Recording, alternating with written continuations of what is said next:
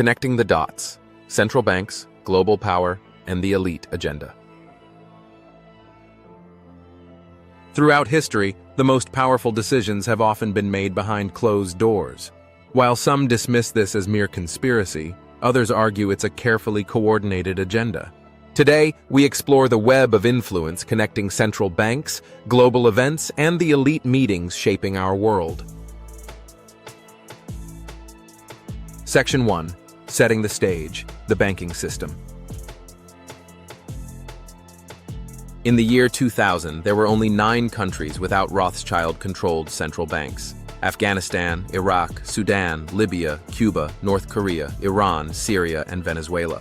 Coincidentally, or perhaps not, these nations have faced war, sanctions, or destabilization in the years that followed.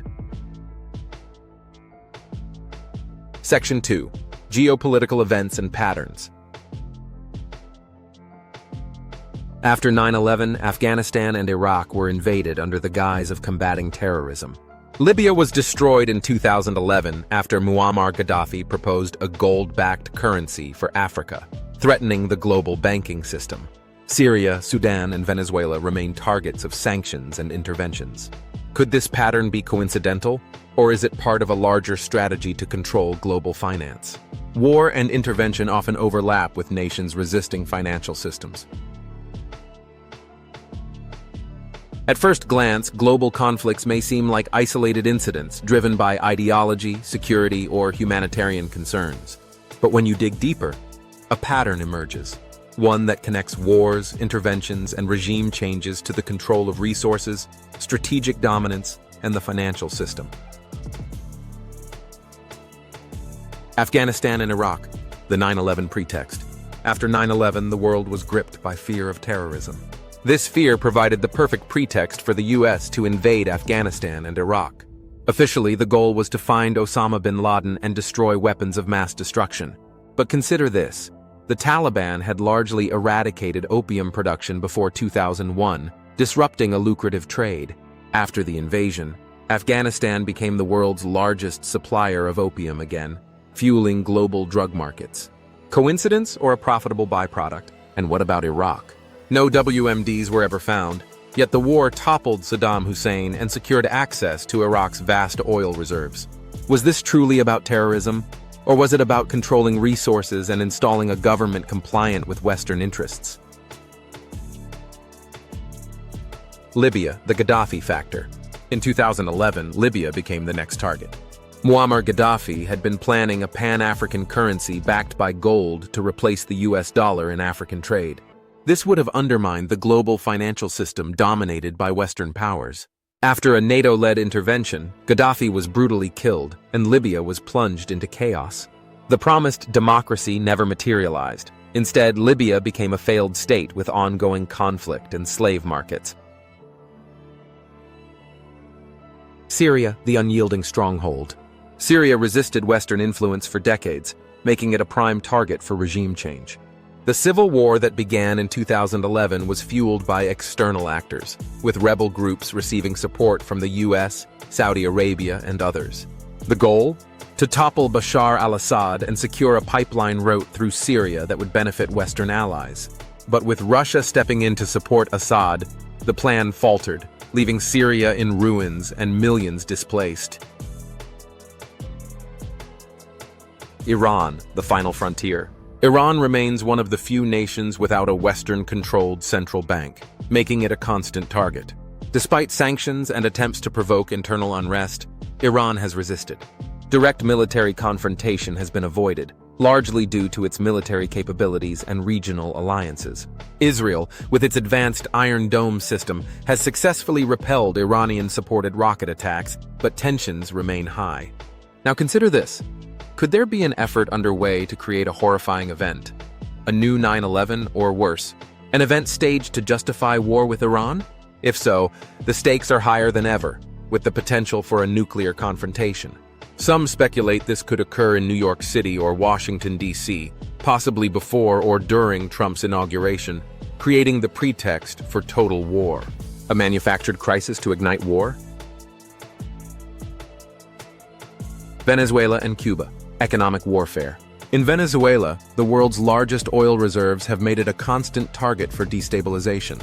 Sanctions and economic warfare have crippled the country, but attempts to oust President Maduro have so far failed. Similarly, Cuba has been under a U.S. embargo for decades, largely because it resists the Western financial system. Both nations are reminders that the fight for independence often comes at a heavy cost. Conclusion of the section. Across these cases, a pattern emerges. The nations targeted are often rich in resources, resistant to Western financial control, or strategically significant. The stated reasons for intervention, terrorism, democracy, or human rights, often mask deeper motives tied to power, profit, and control. The question is, how long can these patterns go unnoticed? Section 3. The role of central banks.